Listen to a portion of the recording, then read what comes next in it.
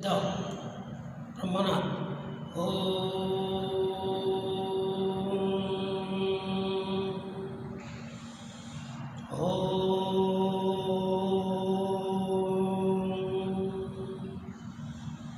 ओम शांति शांति शांति स्वस्थ। हमें गत दिन में जहाँ जहाँ पढ़ते रिविजन करते गत क्लास रे शस्य उत्पादन और तार परिचालना से आम मृत्तिका प्रस्तुति पर पढ़ी जाते आम 7टी पॉइंट था मृत्तिका प्रस्तुति पर आम पढ़ी जाते। आज आम तृणक दमन उपर पढ़ा तृणक दमन।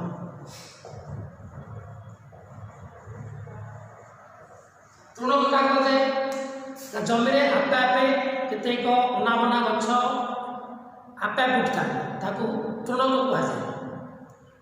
तृणक को नष्ट करवा अर्थात तृणक दमन। कहीं तृणक नष्ट करवा ना से आम जो फसल करते फसल जी खाद्य आवश्यक से तृणक नहीं से तृणक को आम नष्ट करा पड़े। तृणक दमन आम कौन करवा ना खुरपी व्यवहार कर खुरपी व्यवहार करके तृणक गुड़िक अनावना गछ गुड़िक बाहर कर जदि कम परिमाण थी आम से कौन कर हाथ में बाहर करदे पारिबा किंबा जदि आम कौन खुरपी व्यवहार करके बाहर करदे पारिबा किंबा जदि अधिक परिमाण हो ताला हम कौन करा बिना रासायनिक पदार्थ पकाया। रासायनिक पदार्थ कौन ना 2,4-D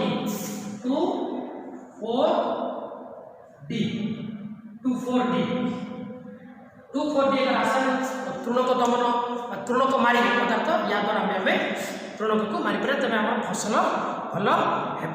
तो ये तृणक दमन सरला नेक्स्ट आस कौन अमल अमल जिते बड़े फसल पाकल हो जाए ताको काटिक आने खड़ा रख अमल कहुए नहीं पाकल हो जो धान गम ये सब पाकल होगा आम कौटे ना खड़ा रख तृणक फसल अमल बोली कहू।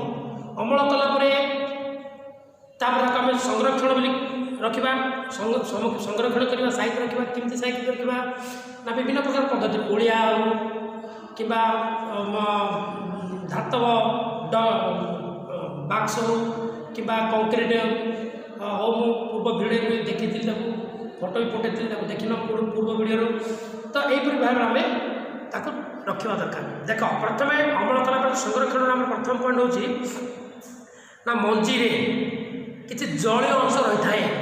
जलीय अंश थिला बेले कौन हम ना ता भितर विभिन्न प्रकार अणुजीव सहजरे प्रवेश करेंगे एवं से मंजी को नष्ट करदे बा शस्य को नष्ट करदे। जमीक फिंपी हो ओदा थी फिंपी हो ताको फिंपी रक्षा करवा केमती रक्षा करवा ना ताको जो खरारे सुखेदेवा तार जलीय अंश कम करदे तार फिंपी लगे ना।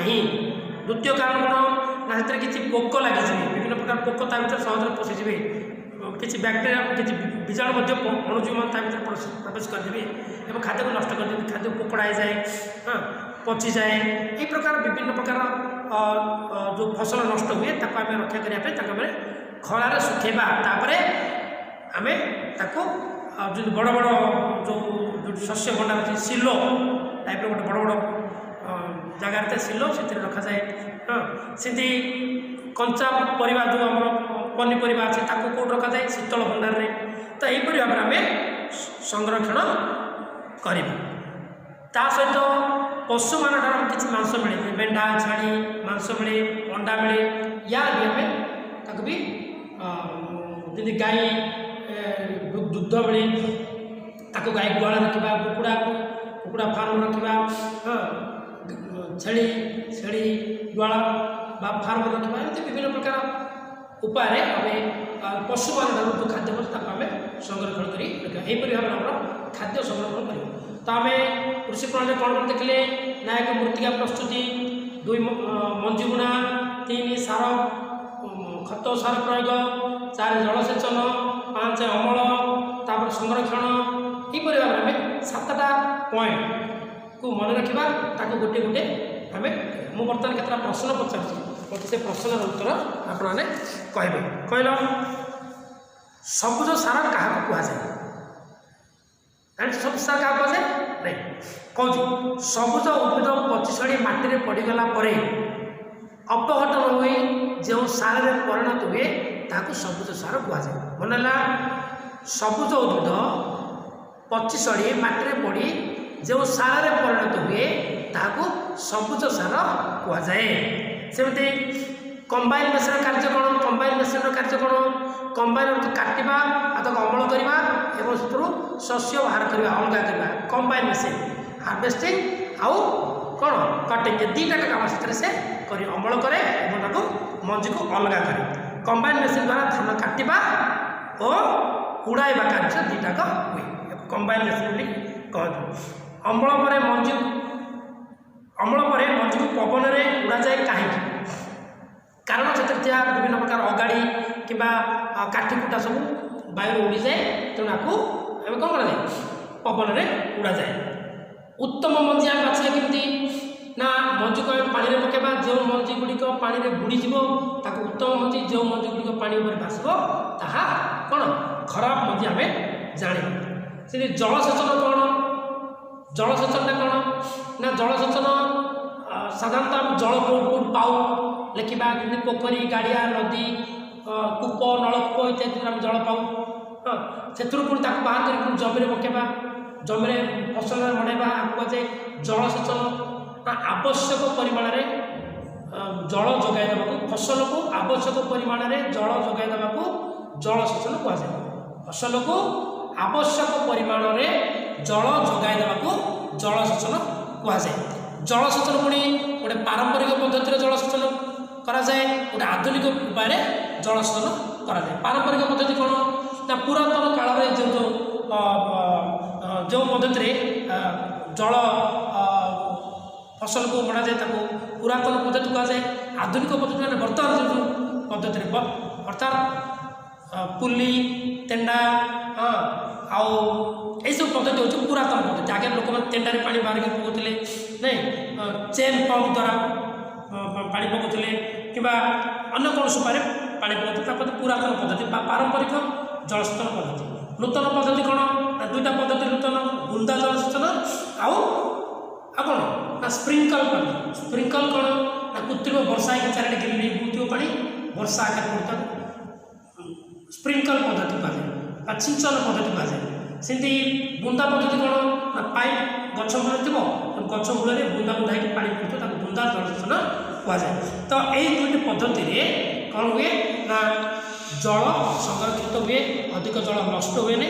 ତେଣୁ ଏ ଦୁଇଟା ପଦ୍ଧତି ହେଉଛି ସବୁଠାରୁ ଉତ୍ତମ ପଦ୍ଧତି। ନେକ୍ସଟ ପ୍ରଶ୍ନ ଆସିଲା, ଆମେ ମଞ୍ଜି ବୁଣାଟା ଦେଖିବା। ମଞ୍ଜି ବୁଣା କ'ଣ? ସଂକ୍ଷିପ୍ତ ଟିପ୍ପଣୀ ଆସିଲା ମଞ୍ଜି ବୁଣା। ମଞ୍ଜି ବୁଣା କହିଲେ କ'ଣ କରିବ? ନା ପ୍ରଥମେ ଉତ୍ତମ ମଞ୍ଜି ବାଛିବ, ପାଣିରେ ପକାଇକି ଯେଉଁଟା ବୁଡ଼ୁଥିବ ସେଟା ଭଲ ମଞ୍ଜି, ଯେଉଁଟା ଭାସିଥିଲେ ଖରାପ ମଞ୍ଜି। ତ ଏ ଭଲ ମଞ୍ଜିକୁ ନେଇ ଜମିରେ ବୁଣିବା। ଜମିରେ ବୁଣିବା ପୂର୍ବରୁ ଇଏ ମଧ୍ୟ ପୁରାତନ ପଦ୍ଧତିରେ ବୁଣୁଥିଲେ, ଲୋକମାନେ ହାତରେ ବୁଣୁଥିଲେ। ହାତରେ ବୁଣିବା ପରେ କ'ଣ ହେଉଥିଲା? ନା ମଞ୍ଜି ଗୋଟିଏ ଜାଗାରେ ଅଧିକ ପରିମାଣ ପଡ଼ୁଥିଲା, କେଉଁଠି କମ୍ ପଡ଼ୁଥିଲା, କେଉଁଠି ଅଧିକ ପଡ଼ୁଥିଲା, ମଞ୍ଜିକୁ ମଞ୍ଜି ଡିଷ୍ଟାନ୍ସ ଠିକ୍ ରହୁନଥିଲା। ସେଥିପାଇଁ ଏବେ ନୂତନ ପଦ୍ଧତି ବା ଆଧୁନିକ ପଦ୍ଧତିରେ ମଞ୍ଜି ବୁଣା ଯନ୍ତ୍ର ଗୋଟେ ବାହାରିଛି, ନାଇଁ ସିଡ୍ ଡ୍ରିଲିଂ ମେସିନ୍। ଏ ସିଡ୍ ଡ୍ରିଲିଂ ମେସିନ୍ ଦ୍ୱାରା ମଞ୍ଜି ଠିକ୍ ଦୂରତାରେ ପଡ଼େ, ମାଟି ଉପରେ ପଡ଼େ ନାହିଁ, କାଉ ପକ୍ଷୀ କିଛି ତାକୁ ଖାଆନ୍ତି ନାହିଁ। କାରଣ ମାଟିର ଗଭୀରତାରେ ଯେତିକି ଗଭୀରତା ପଡ଼ିବା କଥା ସେଥିରେ ମଞ୍ଜି ପଡ଼େ, ଗଛ ଉପଯୁକ୍ତ ପୋଷକ ପଦାର୍ଥ ପାଏ ମଞ୍ଜି ଏବଂ ଗଛ ଭଲ ଗଛ ହୁଏ। ହାତରେ ପଡ଼ିଲେ କ'ଣ ହେବ? ନା ଯଦି ଗୋଟିଏ ଜାଗାରେ ମଞ୍ଜି ପଡ଼ିଲା ସେ ଜାଗାରେ ଅଧିକ ଗଛ ହେଇଥିବ, ଅଧିକ ଗଛ ସେ ଜାଗାରେ ଯେତିକି ଖାଦ୍ୟ ଥିବ ତାକୁ ସେତିକି ମିଳିବ ନାହିଁ, ଫଳରେ ଗଛ ଭଲ ହେବ ନାହିଁ, ଫସଲ ମଧ୍ୟ ଭଲ ଉତ୍ପାଦନ ହେବ ନାହିଁ। ତେଣୁ ଇଏ ଗଲା ଆମର ମଞ୍ଜି ବୁଣା ବିଷୟ। ପ୍ରଶ୍ନ ଆସିବ ରାସାୟନିକ ସାର ପ୍ରୟୋଗ, ରାସାୟନିକ ସାର ଆଉ ଖତ ସାର। ରାସାୟନିକ ସାର କ'ଣ? ନା ରାସାୟନିକ ସାର କଳକାରଖାନାରେ ତିଆରି ହୁଏ ବା ଫ୍ୟାକ୍ଟ୍ରିରେ ତିଆରି ହୁଏ। ଖତ ସାର ମାଟିରେ ତିଆରି ହୁଏ, ଯେଉଁଟାକି ହ୍ୟୁମସ୍ ରାସାୟନିକ ସାରରେ ନଥାଏ। ଏଥିରେ କ'ଣ ନଥାଏ? ନା ଏଥିରେ ରାସାୟନିକ ସାର ଏଥିରେ ହ୍ୟୁମସ୍ ଥାଏ ଖତ ସାରରେ। ତାପରେ ଏଥିରେ ଖଣିଜ ପଦାର୍ଥ ଅଧିକ ମାତ୍ରାରେ ଥାଏ, ଯଦି ରାସାୟନିକ ସାର ଏଥିରେ ଟିକେ କମ୍ ପରିମାଣରେ ଥାଏ। ତେଣୁ ଜମିରେ ସାଧାରଣତଃ ରାସାୟନିକ ସାର अधिक मात्रा में पकेले जमी भी नष्ट हम फसल भी नष्ट हम कि खत सार पड़े कौन असुविधा हम ना तेणु जमी खत सार बहुत भल रासायनिक सार प्रयोग कले कौन हम ना तुम देखिए बेले बेले अमृतभंडा खाई बाहर बजारे एड़े अमृतभंडा सब मिलूँ ये बड़ बड़ अमृतभंडा कौन हम ना बड़ बड़ अमृतभंडा खाली मिठा लगुच बेले बेले पानी चलिए कहीं ना से गचर अधिक परिमाण सार रासायनिक सार दिखाई फल से फसल मिठा लगुन खत सार प्रयोग कले से अधिक परिमाण में कौन सुस्वादिष्ट हम भल लगे आउे पुष्टिकर खाद्य रही जमी रासायनिक सार पकेले जमी टाण हो ये रासायनिक सार चारिपाख सब सार शोषिकी गछ को देद फल से जमीटा पूरा टाण हो खत सार पकेला कौन हम ना से जगटा कौन हम ना अधिक छिद्रयुक्त हम जलधारण क्षमता वृद्धि हम माटी अधिक उर्वर हम ए अणुजीव गुड़िक जो जीआ अणुजीव जो रही सब सुस्थ रे मरवे ना कि रासायनिक सार पकड़े प्रयोग कले ताहा नष्ट होमती आम फसल आमर विभिन्न जलवायु अनुसार फसल दुई श्रेणी विभक्त कराई गोटे कौन ना खरीफ फसल गोटे रबी फसल ना नहीं तो ये विषय में मुझे नेक्स्ट पीरियड कही मुझे शून्य स्थान पूर्ण कर पचार मत कहल माछरू क्यों तेल मिले माछरू क्यों तेल मिले कहीपर कॉड लिवर तेल है सेमती 2,4-D टा कौन तृणकुमारी 2,4-D तृणकुमारी क्यों पद्धति क्यों जलसेचन पद्धति रे जल संरक्षण हुए बुंदा पद्धति ठीक तापर आज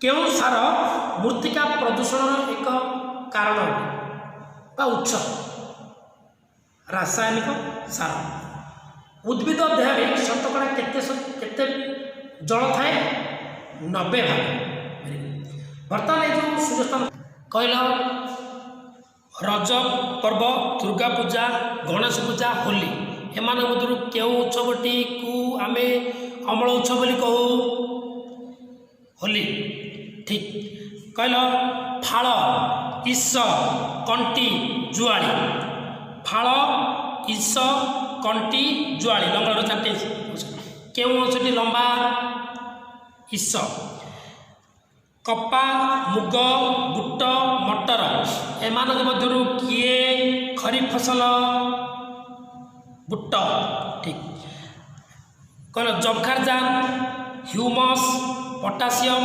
फस्फरस एम मध्य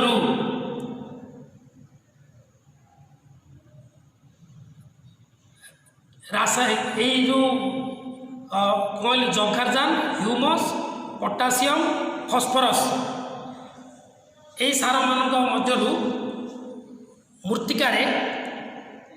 मृत्तिका को डैश दे जबखारजान ह्यूमस पोटासियम फस्फरस एम मध्य डैश सारटी मृत्तिकार मिलता है ह्यूमस ठीक आउ गोटे कह वर्षा दिने चाष करुवा फसल को कि प्रकार फसल कहुए